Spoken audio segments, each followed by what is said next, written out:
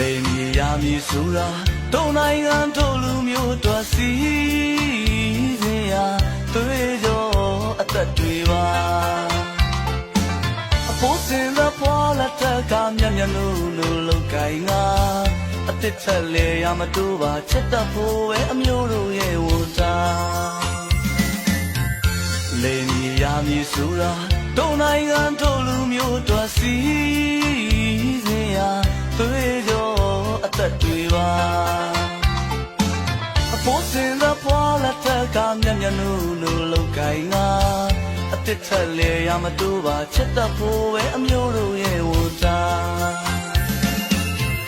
နညိုနဗျာ